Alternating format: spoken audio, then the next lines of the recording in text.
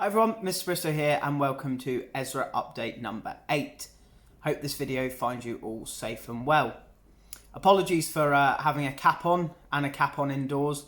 However, my hair is completely and utterly uncontrollable today, and I think it would be best for everyone if I put this and left this hat on for the remainder of the video.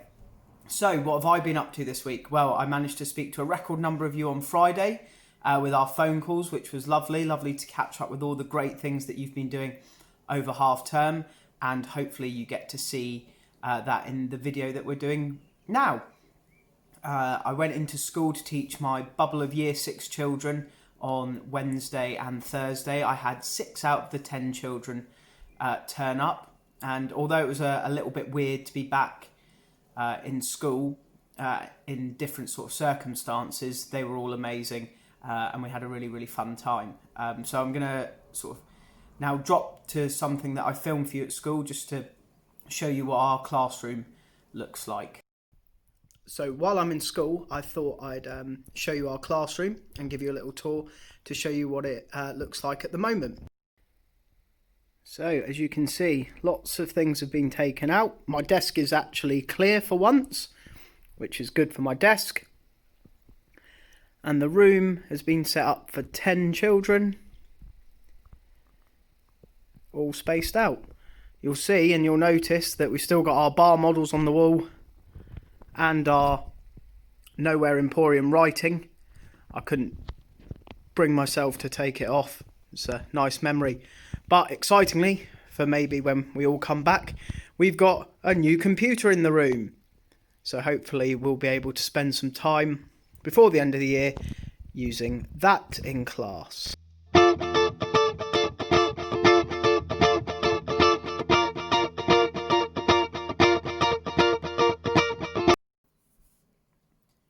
First update today is Times Table Rockstars, and while there was a lot of good news last week, unfortunately there's quite a lot of bad news this week for us as a class. 2 losses really from both Barlow and Sanday. Not a problem though, because I'm sure that we'll pick it up next week. Boys, it seems last week was a fluke, unfortunately, because we were well and truly demolished by the girls again. Moving forward with Times Table Rockstars, to mix it up a bit, we have had a challenge issued by Mr Steels and Year 4, where we as a class will now be taking on a Year 4 class. And if you bear with me 1 second, I'll figure out who that is. We will be taking on Peacock class. So a really exciting opportunity next week to show Year 4 who the real winners are. That's Year 5.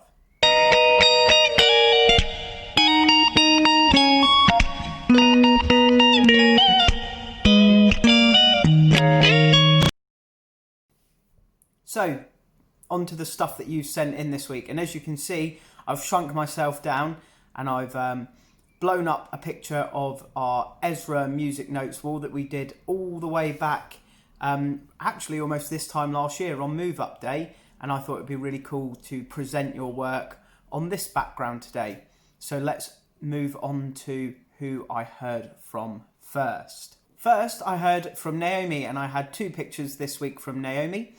As you can see, the first one is a picture in the glorious sunshine of her game, which she made. And it looks like it's a fully working version, which is great to see. I also, this week, from Naomi, had a picture of her observations of some wildlife in her garden. And they are also available for you to see here. The next child I had an email from was Dylan, and Dylan shared with me a picture of all the exercise books that he's made to put all of his work in, which you can see above me, and also shared a page of his maths book that he's reading and challenged me or see if I would like to ever work out the area of a crescent. And if you look right in the bottom right hand corner, you can see the formula, and I can tell you for a fact that that sort of maths is way beyond me, but it's lovely for Dylan to share something that he's been reading. The next child I heard from this week was Max, and first of all Max shared some books that he has been reading, and I said that I'd share with the rest of you, so they are above here. He's also been really missing football, and his dad has created him some wooden defenders for the garden to help him practice. And if it's anything like cricket, my cricket club have now announced that hopefully in the next couple of weeks you can start small group training, so hopefully he'll be able to get out and about and do some more of that and see some more people. I've also had from him photos of him doing some gardening, where he's made these bucket planters for the side of the shed, which look really cool. They've also had a visitor of a dragonfly to the garden. Max has also designed a Greek life poster, which is full of really great pictures. He's also been experimenting with regrowing some vegetables.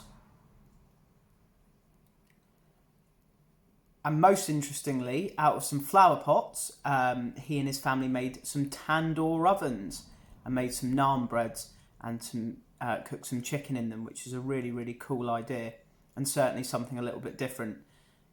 Really nice to do sort of in a nice evening where the sun's shining. Unfortunately, we've had some rather worse weather this week, but hopefully they'll get some more use out of it going forward. And finally, for his birthday, I think he said, or possibly Christmas, he got a pack to make a zombie hand. And he's only just sort of been able to get out and use it with some of the time he's had. So here is a picture explaining the steps of what he did. And I think you'll agree, it looks rather cool. Someone else I heard from this week was Layla. And Layla's been really busy during lockdown and sent some pictures in of different things she's been up to since the beginning. Lots of gardening, as you can see here.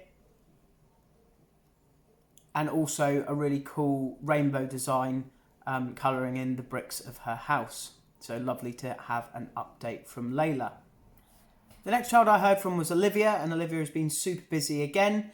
She sent me her battle speech from a couple of weeks ago, which I'll pop up there and you can pause if you'd like to read it. She's also been doing lots of bird watching, which was one of the activities for the week, and actually found a baby blue tit next to her barbecue. They heard a commotion next in a plant pot, and as you can see, there was a baby bird in there, which soon escaped. But it was amazing to see nature in action there. I've also had a rainforest poem, and again, I will pop that up, and you can pause that if you need a bit more time to read it. Well done, Olivia. The next child I heard from was Sophia, and Sophia has had a very varied week, doing lots and lots of different things. The first thing I was sent was her bar chart of the animals that she saw in the garden. She's also baked some M&M cookies, which she said were delicious. And finally, she's made a sensory bottle for her baby brother, which you can see here, and there's lots of different things in there like feathers and glitter, just to try and sort of keep a baby brain active. So well done to you this week. I've also this week heard from Connor, and Connor sent me his wildlife study and also some pictures of when he went for a walk to the Bishop's Waltham Palace ruins. So well done to you. Looks like you had a lovely time. I've also heard this week from Aaron, and Aaron has been super busy. I have a picture here of his guinea pigs who he's been looking after. I also have a picture of the bird study that he did, and also the graph and the tally chart of wildlife in his garden. He's also sent me his make-believe creature, which you can see here. He's written a really nice little fact file about it. And finally, I've had his Wild World poem. Also this week, I've heard from Eloise, and Eloise has been taking advantage of the better spells of the weather to do some science experiments in the paddling pool, all about sinking and floating. And you can see some diagrams and results of that.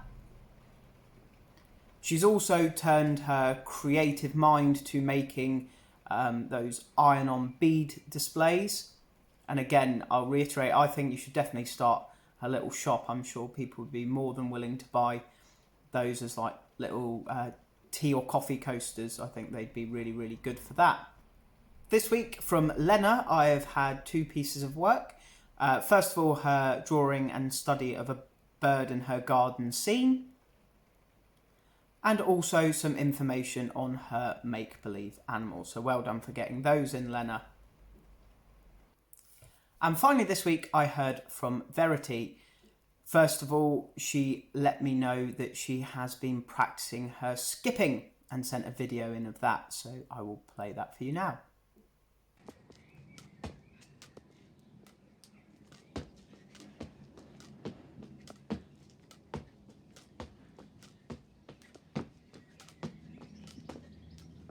She's also sent in a picture of her bird study, which was a blue tit. And I think you'll agree it was very, very detailed. So well done for that. She's been working a lot on her art and took part in Rob, I think his name's Biddulph's world record attempt and got a certificate for being a part of that. So she is now part of the Guinness World Records Hall of Fame, which is amazing. Well done, you. I've also had lots of other things, including her poem on Wild World, which I'm going to read for you now. I've seen it on my tablet. I've seen it from the stars. What can it be that I have seen? The Great Barrier Reef. The fish are so colourful. The sharks and the rays are cool. Where can they be from? It's the Great Barrier Reef. The coral in the water. The starfish crawling past. Where can they be from? It's the Great Barrier Reef. The moray eels are deadly. The fire coral stings.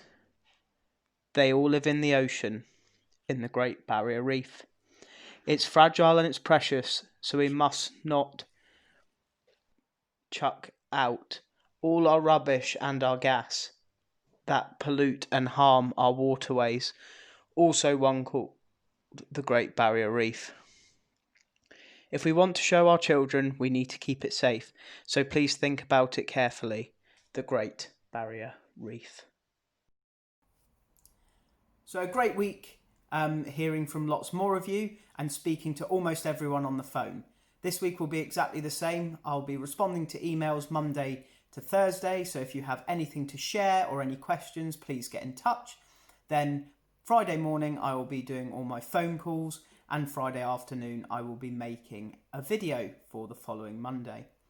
Hopefully it's not too long before we get to see each other again. Stay safe, and I'll see you on the next update.